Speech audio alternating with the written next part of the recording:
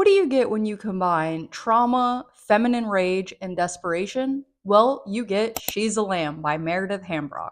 But before I get to that, hey, my name is Frank. Welcome back to my channel where I talk about all things bookish.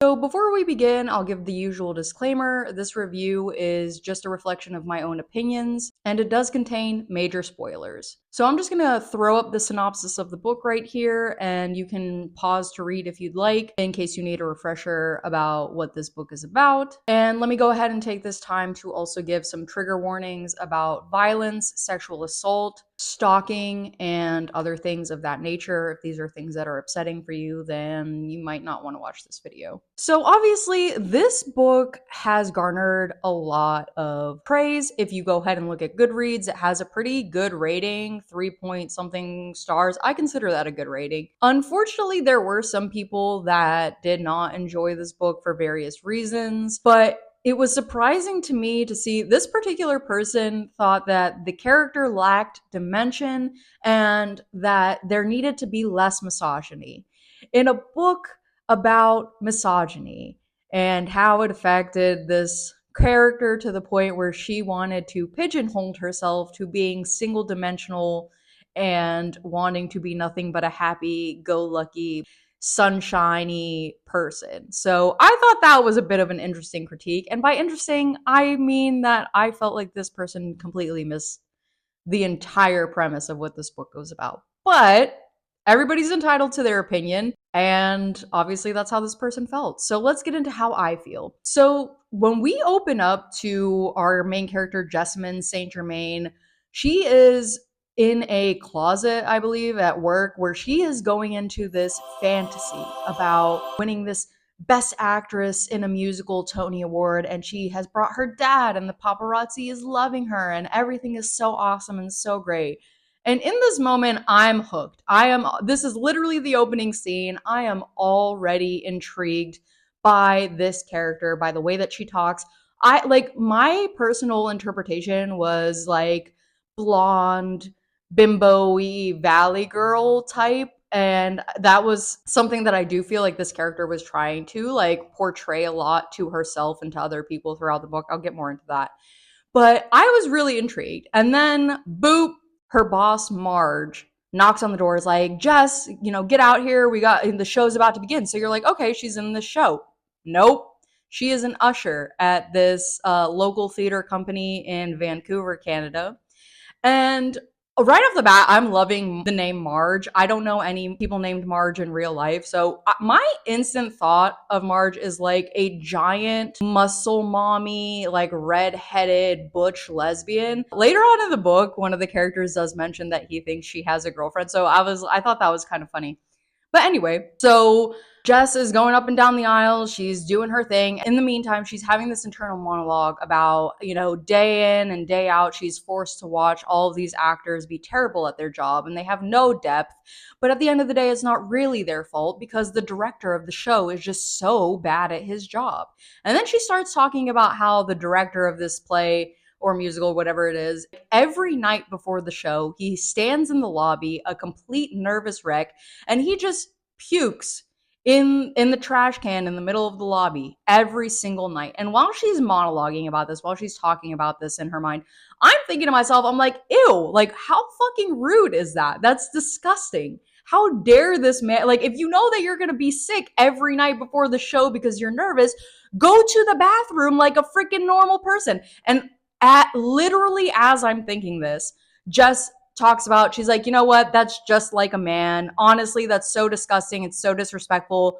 Women know how to keep these things private. Women know, go to the bathroom and just keep it to yourself. And right off the bat, I'm like, okay, I like this girl. What's this girl about? Because she and I, we're on the same level. We're on the same wavelength. I don't know that that's a good thing when we end up finding out more about her, that she and I have a lot that I relate to this character. I don't know what that says about me, but it probably ain't nothing good. Anyway, she's like walking up and down, and there's this old man sitting in one of the fancy, nice expensive seats, right? And he's old, he's wearing an oxygen mask, and he's like trying to speak to her. She can't really hear him. So she walks up and she kneels down so that she can hear what he's saying. And she's like, "Oh, would you like a program?" And he's like, "No, this was bothering me." Literally just grabs her fucking tit. Literally just sexually assaults her in front of all these hundreds of other people. And of course, our main character is surprised. She is humiliated. And in this moment, I feel like the author did a very excellent. If you've ever been in a situation like that, then you know the feeling that our main character was feeling, this level of rage, this level of humiliation, this level of almost like helplessness, because she's at work. She's at work. This happened in front of so many other people. Nobody did anything. Nobody said anything. She's not really in a position to defend herself to do, and she's in such shock that, like, what is she really supposed to say? So in that moment, her boss Marge walks up to her and she's like, "Jess, what are you doing? We need to go. We need to do, like, the show's about to begin. Like, get it together," right? And Jess talks about how Marge in the past had always said, if anything happens, if anyone makes you uncomfortable, come to me. I'll handle it. I'll do something about it. But when the moment came, when push came to shove, she's just out here telling Jess to get her shit together. Now, I don't think Marge witnessed this event. I don't know that, like, I feel like if she had, things might have gone differently. But that's still to say that, like, Jess was put in a position where she was not really able to vocalize her frustration, her humiliation, her pain. The author used this chapter to set up the book perfectly. Everything that happens in this chapter is pretty much the epitome of how the rest of this book goes. So what does Jess do? Well, she goes up to the top of the aisle or whatever, make sure that the show is going on. And while this is happening, she is so enraged, she is so pissed off that she quite literally fantasizes about going to her purse, grabbing her pink razor that she keeps in her bag, for last minute auditions and stuff like that. And she pictures going back down to where this man is sat and slitting his wrist with the razor and gleefully watching him bleed to death in front of her. This first chapter, when I say I was hooked, I was on the line. I was a fish on the line. I was like, what is this about? Let's get into it. So then we get to the next chapter and we meet Samantha Nguyen, which is, at least in Jess's mind, this is her rival, right? This is someone that she has known in professional capacity for a few years. They both did this Shakespeare on the Lake Festival, in which a bunch of dramas and tragedies were turned into musicals to give them a more intriguing, upbeat kind of vibe. And Jess was in the chorus while Samantha was the lead in the show. So this is our first introduction to this festival. They're at an open audition for The Sound of Music, the musical, right? And Sam is kind of hinting that something major happened at this Shakespeare on the Lake festival. This is meant to intrigue the reader, and I think that the author did a really good job because we don't really find out what happened until the end of the book. So throughout the book, the author keeps mentioning the Shakespeare on the Lake festival, and each time the author mentions it, she gives us a little bit more detail, right? We start to piece it together almost like a puzzle where we're trying to figure things out. At this initial mention of the Shakespeare on the Lake Festival, my brain was going somewhere else. I thought that Jess had some kind of like mental breakdown on stage or something like that. That is not at all what happened, but I'll get into that. We find out in this chapter that the author is setting Jess up as an unlikable, unreliable narrator. Okay, we are not really supposed to like Jessamine throughout this book, although there are facets of her character that I feel like a lot of people, specifically anyone who has ever been victimized by patriarchy or been assaulted or anything of that nature, can relate to a lot of aspects of her character. The thing about it is that this misogyny is something that Jess internalizes a lot. And we see this in the way that she interacts not only with Samantha, but with a lot of the other women in her life, that she kind of infantilizes Michelle. We see this in the way that she objectifies Kathy and kind of reduces her down to nothing but being a formerly fat person. And, she's just a horse girl. She has no substance.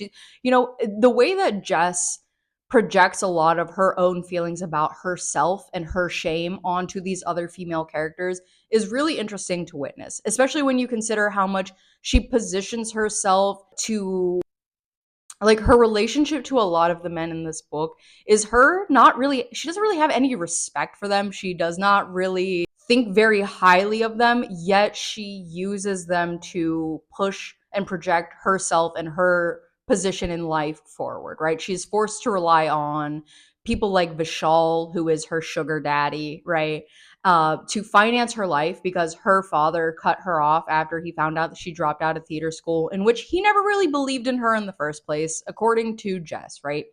But I'm inclined to believe her. The way that they interact, the way that her father talks with her, I do feel as though this is something that she's pretty in tune with. The way that her father, even as a child, completely ignored her, never gave her any attention, never took her seriously, constantly shot her down. And that has impacted Jess's character throughout her life, especially up until this point. Because even though she's distrusting of men, she is disgusted with them, she still finds herself like vying for their attention and for their admiration, for their approval.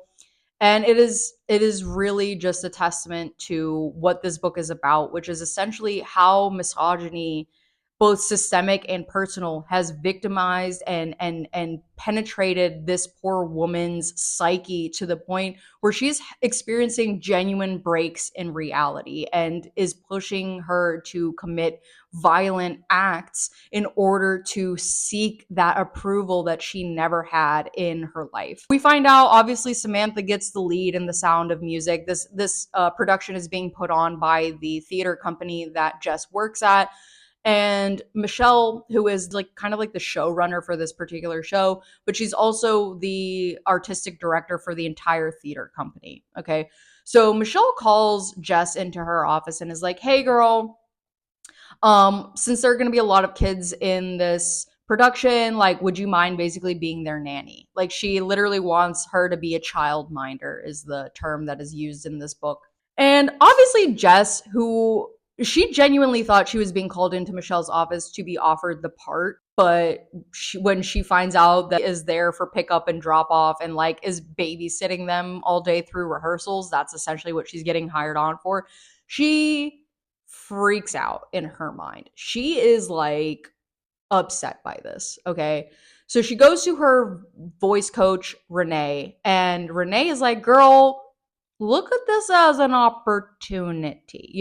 We know Renee to be a scammer. We know that Renee is basically taking advantage of Jess's delusional state about her talents and her abilities in order to just extort a bunch of money from her. We don't, Renee is this person that instead of helping this poor girl who is quite literally, obviously, very obviously living in a state of delusion, Jess does not know she can't sing. Everybody else in the world knows that Jess cannot sing to save her life, but she is very adamant about being in musical theater. She can act. People tell her she can act all the time. She has no issue doing that. She gets jobs in commercials and stuff like that. She's been offered parts in plays. But for some reason, she is very adamant about being a musical theater performer. And we do find out that that is because when she was younger, about, 13 or so, her and her father went to go see Phantom of the Opera. And her father, it was the first time she had ever seen him give like respect and praise to performers. From this moment, she is like determined to be a musical theater performer because she, again, is looking for that approval from her father. And unfortunately, the girl can't sing, even though she's been spending years and years with Renee doing voice lessons and giving her all of this money. She cannot sing to save her life. And in regard to Renee, we know her to be a scammer. She's like, "You know what? I'm just going to keep taking money from this poor, young, dumb girl."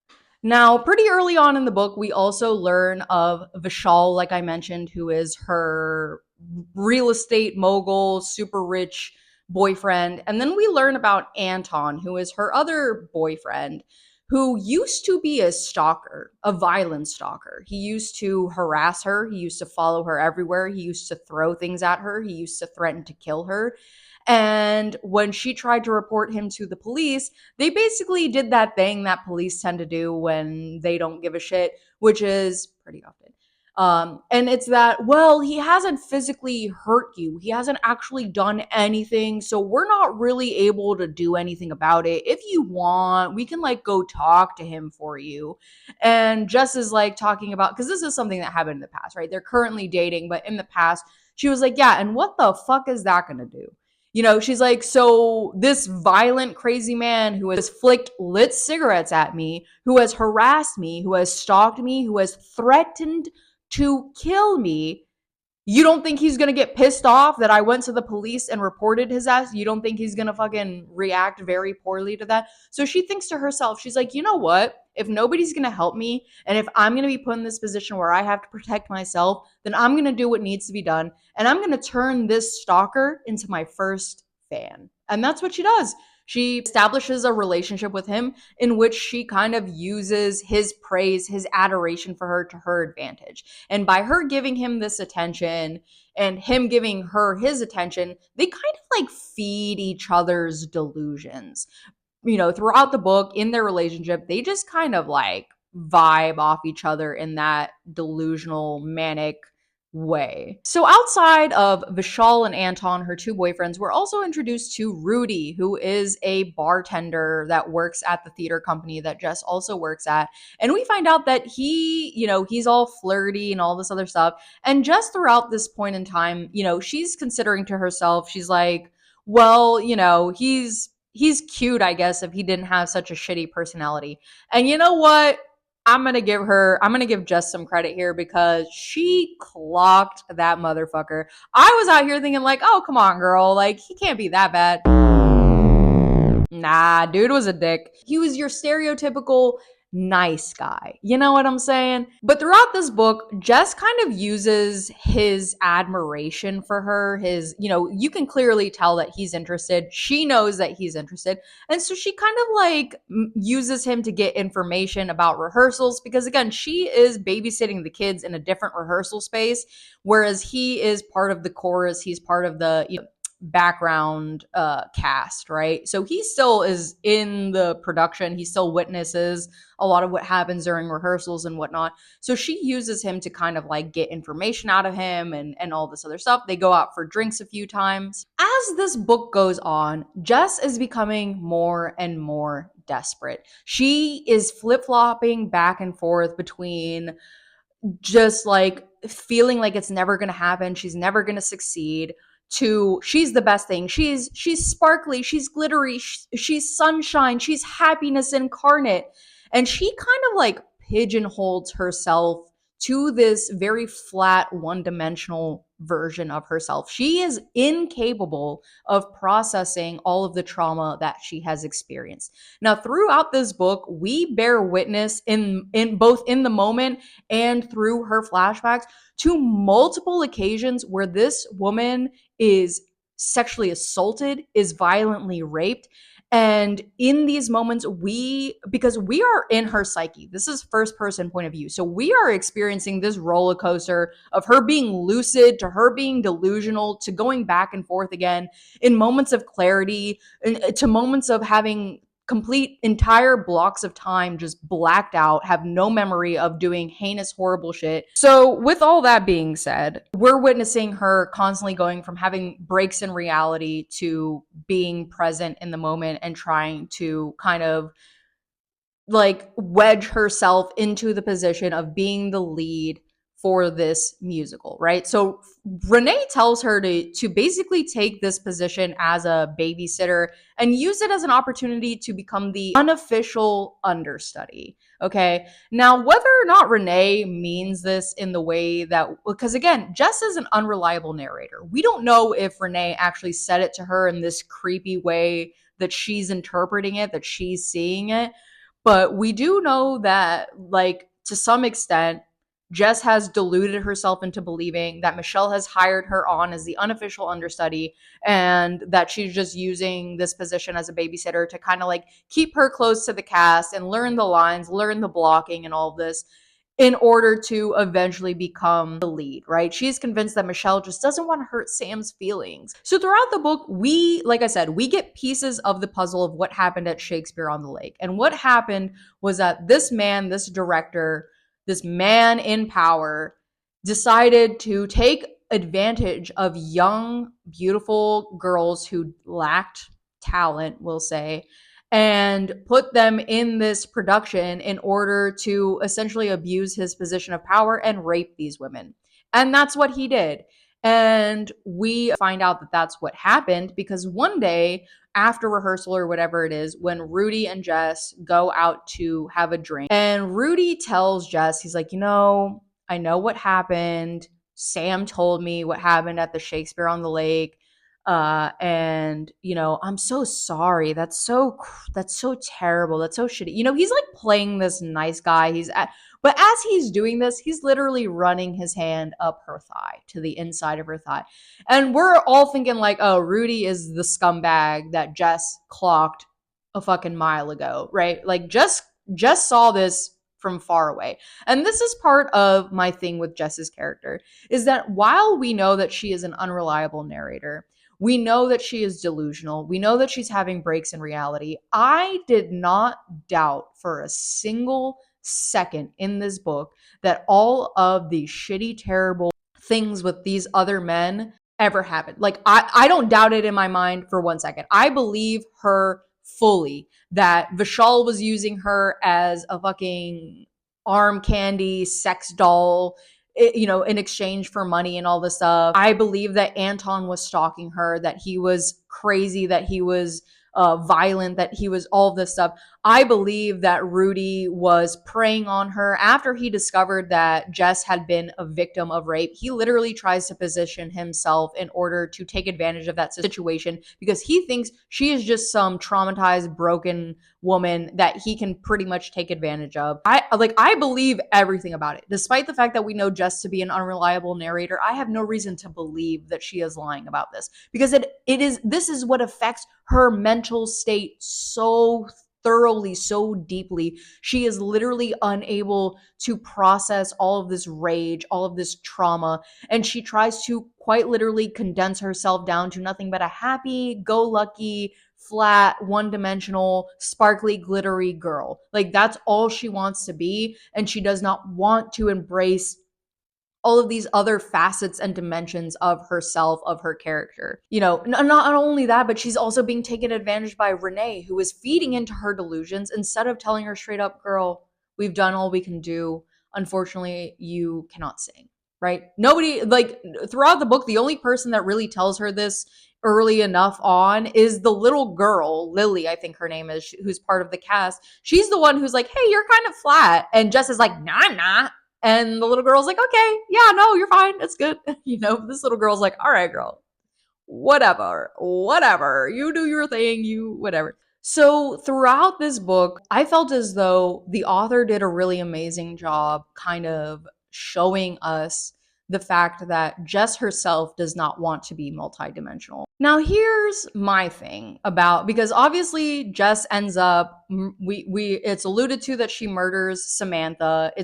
We see her literally murder Rudy, and it's kind of hinted towards the end of the book that she also murders Kathy because she wanted to steal her microphone and be the one to perform when she finally, gets the part, because Samantha obviously ain't showing up, right? So here's my thing about it all in the context of how this all played out, because this felt very confusing to me. If you're Samantha and you know that Jess pushed you into the ocean, you had proof, you end up getting your phone back and you have the video proof of this happening, you understand that Jess is delusional, that she's literally crazy, and she's willing to engage with you violently. She's willing to engage you physically to get what she wants. Why the hell would you set up a clandestine meeting early in the morning, in the wee morning hours, with no witnesses,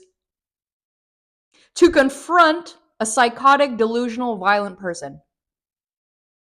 Hello? Are you okay? Like, I'm not going to sit here and say that Samantha got what was coming to her. I don't think that she deserved to die, obviously, because she really didn't do anything wrong.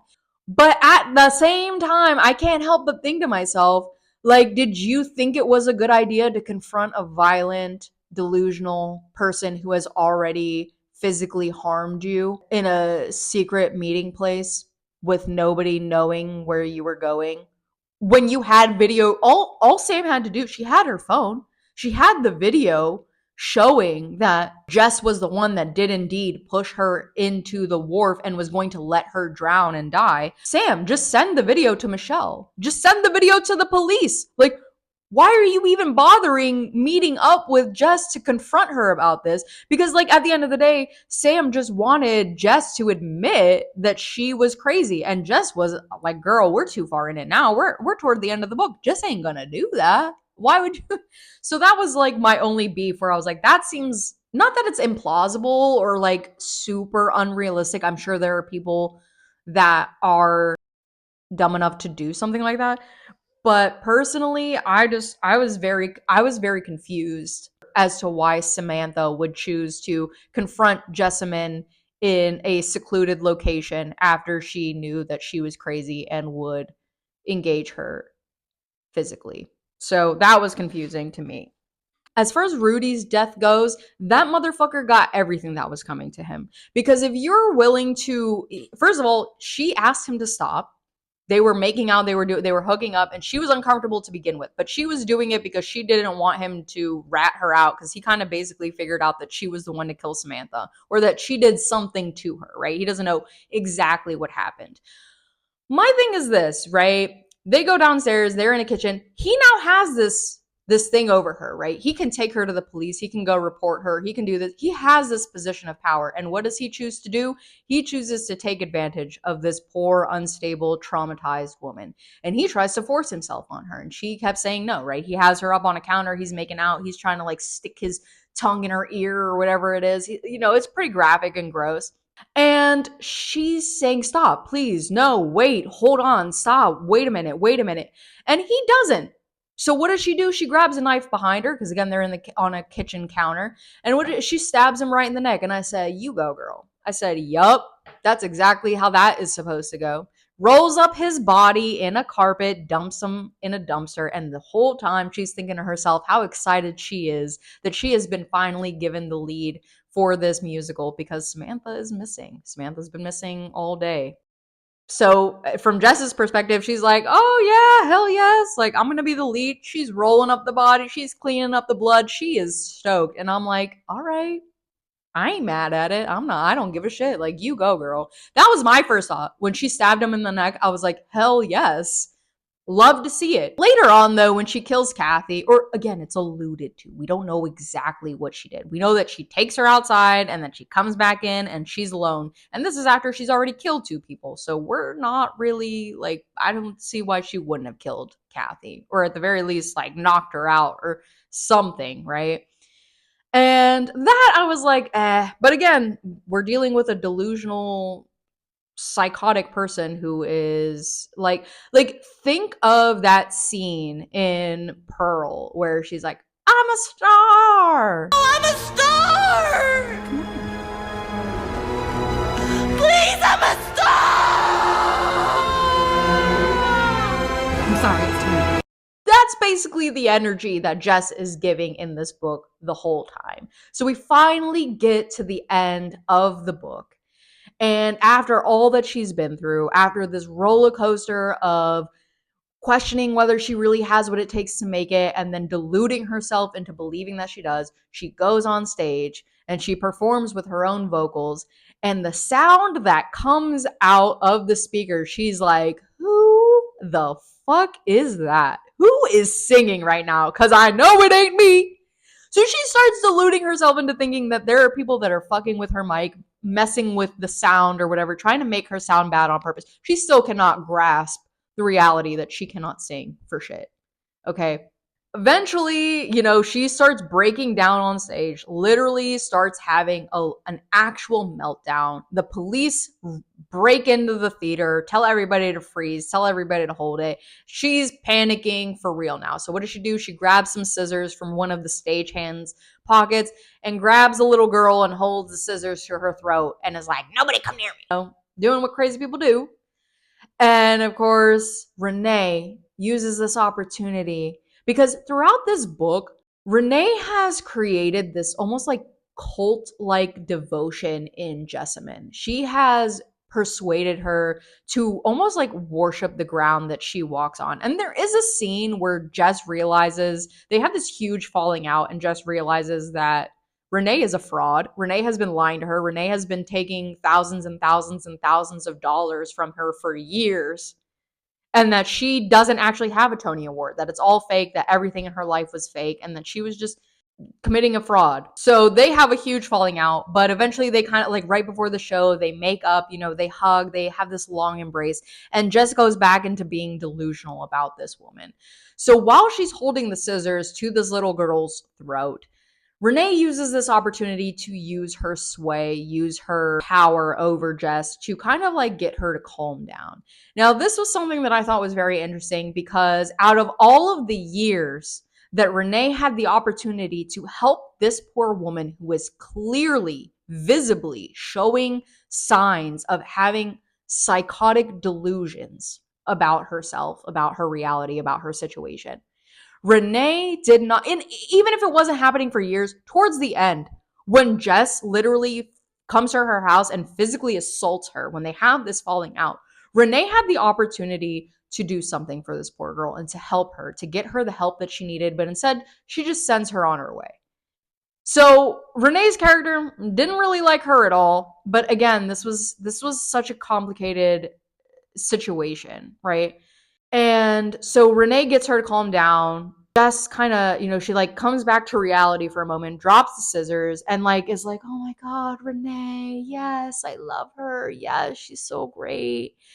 And that's when, the little girl runs away. And that's when a police officer is like, all right, now's the moment. So he shoots her in the leg. She goes down.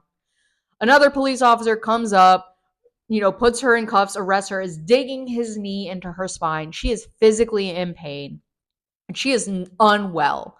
And the book ends with her like looking out into the audience to her father and sees him have this shame. He looks away from her. He cannot stand to look at her. And his young girlfriend, who she says at some point in the book could be her older sister, is the one that comes to her rescue. She is the one that gets up and is yelling at the cops and is fighting this wall of police and is like, hey, you're hurting her. Get off of her. Don't do that. And Jess sees her as her savior. She compares her to a god. She's in this blooming golden light, and she's like, finally, I've been saved. This is my savior. So that's where the book ends. That's how the book ends. There's no wrap up after that. We don't know what happens to Jess. Presumably, she gets arrested. They figure out that she has killed a few people at the very least.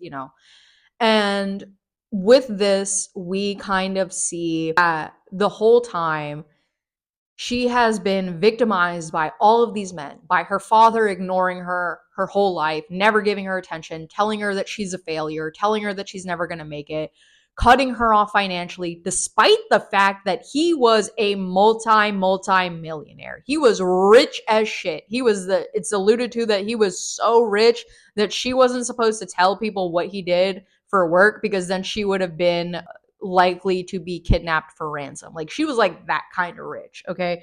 So her father cut her off financially, knowing full well that he could have supported her, but he didn't because he, frankly, their entire life, her entire relationship with her father was the root cause of her vying for attention from men, okay? Because she never got it, which put her then in the position to not only be scammed by people like Renee, but she's put in this position with the Shakespeare on the Lake Festival, where there is this man who sees how desperate she is to succeed, how desperate she is to prove herself and her talents, and sees that he can take advantage of that, right? And so he does. And it isn't just Jess. We learn that there were other girls as well. But with Jess, we actually are brought to a moment. There's a memory that she plays in her mind where she's being violently raped by this disgusting, putrid old man. He has his hands wrapped around her throat and is choking her so hard that she cannot breathe. His elbow is like digging into her sternum, and like it's a very violent, very graphic situation. And this is obviously the catalyst for her developing this mental break because he too tells her, you know what, you actually don't have what it takes. You're talentless. You're this, you're that. So not only is her father having been told her that most of her life, but so does this man that just took advantage of her. So for the rest of this, for the following years leading up to this final moment in her life, she has been desperately trying to prove these men wrong, because she constantly says, she's like, well, she's like, they can't be right. He can't be right. This disgusting, nasty old man cannot be right about me, because then what was it all for? What was all my suffering for? What was the point of all of it if they're right and all that happened was that I was a victim? That's not possible. There's no way, right? This is what her delusion is based off of, is that like she cannot be the victim that everyone is telling her that she has to be.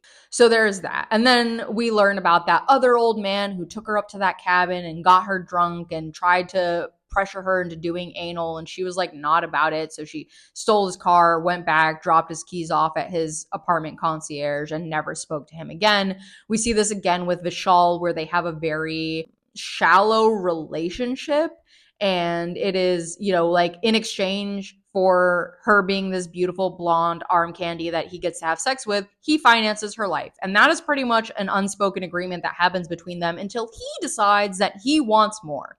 And he feels like he is entitled to that. And he you know, when she kind of like blows him off about it, he calls her a whore. He calls her a bitch. He says all this other stuff. With Anton being her stalker, being a violent man that the police do not protect her from. And so she is forced to put herself in a position where she can either get murdered by this fucking psycho or kind of like play along with his delusion and kind of exploit his delusion to support her delusion. Okay. We see it again with Rudy, who is this, you know, like I said, he's playing this nice guy. He's, you know, he's super cool, super casual, but in reality, it's because he found out that she was a victim of a major trauma and he was trying to exploit that. He did not give a shit about her feelings. He did not hear her out when she was like, "No, man, I'm not who you think I am. Like, I'm a totally different person." He's like, "Yeah, well, you know," like he's just using her as a means of trying to think that he's deep and really just artsy and super complex, but in reality he's just another fucking douchebag. And Jess clocks it from so far away. I was so intrigued by the fact that in every other aspect of her life she is delusional. She believes that she can sing, she believes that she's this fantastic musical theater performer, but when it comes to other people, when it comes to reading other people, specifically when it comes to reading men and their intentions and who they really are, she is very adept at picking up on those themes and picking up on what their true intentions are for her, and she knows it better than they even do. So that was that. I just felt like this book was so interesting in the way that the author was able to express a multi-dimensional character trying to force herself to be one-dimensional. And I thought it was beautifully done. A lot of people did not, from all the critiques that I saw, a lot of people were like, there was literally no plot in it. This is a character driven story, guys. Like I don't know. Am I going to say, like, people are allowed to feel how they feel about a book, but like, how you can't critique a character driven novel on not having a lot of plot. There was a plot, it was there, we see it throughout the book, but a lot of this is us being inside of her mind, being inside of her psyche, seeing her go through the motions of deluding herself and then falling back into moments of lucidity where she is about to experience a mental collapse. Like, I don't know. If you didn't get it, you didn't get it. That's your business. But I did really enjoy this book. I felt like the themes of misogyny, both systemic and personal, permeating through this poor woman and all of the trauma that she experienced at the hands of men and how it affected her to the point where she was willing to engage in criminal activity and violence in order to prove that she was not the victim, that she was not the victim that everybody else thought her to be. And I don't know. I just, like, I enjoyed it. I felt like the rage was real. I felt like I related to those sentiments that the character had, that these, you know, like how she describes these sexual assaults, how she describes these moments of rage, of these fantasies that she has enacting her power over other people in order to feel that semblance of control. I felt like it felt very real. I felt like the characters were well written. I felt like she did have a lot of dimension, despite the fact that she didn't want to. She didn't want to have a lot of dimension. She wanted to be a glittery, sparkly, happy, sunshiny person. And she tried to conform to that ideal of herself, and she just couldn't do it. Overall, I felt like this was well written. I felt like the exposition was perfect because the author was giving us these nice little sensory details throughout the book, throughout giving us a bigger idea. Like for instance, when she is in Michelle's office and Michelle is telling her that she wants her to be the child minder, and Jess is so angry that she thinks about, she fantasizes about picking up that cheap IKEA chair and chucking it at Michelle's head, right? The cheap IKEA chair, right? She didn't have to say that. She could have just said a chair. But the author does this so well throughout the book where we're having these larger, more important moments with these little tiny details that just help the reader immerse themselves in the story. It helps us imagine the setting, imagine the scenery without bogging us down with pure exposition. It is done in a way that was just, I felt like this book was very well written. I felt like these characters were well written, specifically Jess. I felt like a lot of this book being character driven, it came through really well. It was very strong, and I just liked this book so much. So these were my thoughts. This was my review of She's a Lamb by Meredith Hambrock. If you have read it, please let me know. Did you think that Jess was multidimensional? Did you think that she was a flat character?